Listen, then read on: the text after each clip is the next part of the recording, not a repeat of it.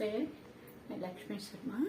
ఈరోజు మనం బీరకాయ పొట్టు అంటే తొక్కు ఉంది కదా, బీరకాయ తోలు, అది పెసరపప్పు నానబెట్టి అది కలిపి దోశలు వేసుకుందాం. అది అన్నంలోకి బాగుంటుంది, మామూలుగా దోశలాగా కూడా తినచ్చు, బాగుంటుంది. ఇప్పుడు మీకు అది నేను ఎలా చేయాలో చూపిస్తున్నాను.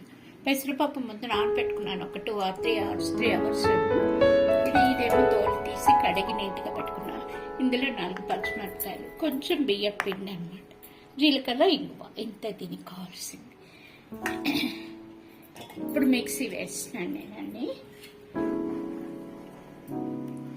ఇవ్వండి దోశ పిండి మెత్తగా రుబ్బి పెట్టుకున్నాను నైస్గా.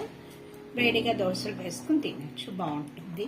మామూలుగా ప్లెయిన్గాను తినచ్చు, టిఫిన్ లాగా, లేదు అన్నంలో పెట్టుకొని కూడా తినచ్చు. వేడిగా అన్నంలో నంచుకొని పెసరట్ లాగా ఉంటుంది, అది వేసుకుని అన్నంలో నెయ్యి వేసుకుని పెట్టుకొని తినచ్చు. దోశ వేసేటప్పుడు మళ్ళీ నేను మీకు చూపిస్తాను. Okay, thank you.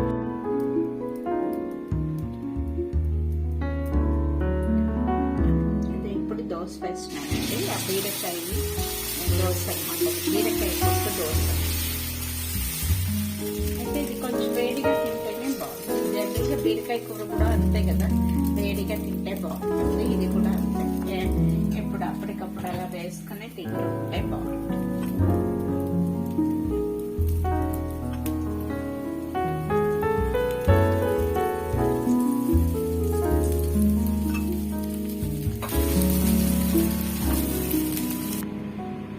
ఇది కొంటే బీరకాయ దోశ. ఇంకొకటి కూడా వేసి చూపిస్తాను మీకు, చాలా బాగుంటుంది.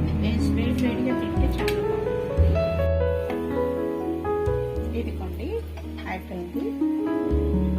రెండు వైపులా కాల్చుకోవాలి ఇలాగా వేడిగా. ఇంకా కావాలంటే రోస్ట్గా కూడా తీసుకోవచ్చు, నేను మెత్తగా తీసాను. రోస్ట్గా కూడా తీసుకోవచ్చు.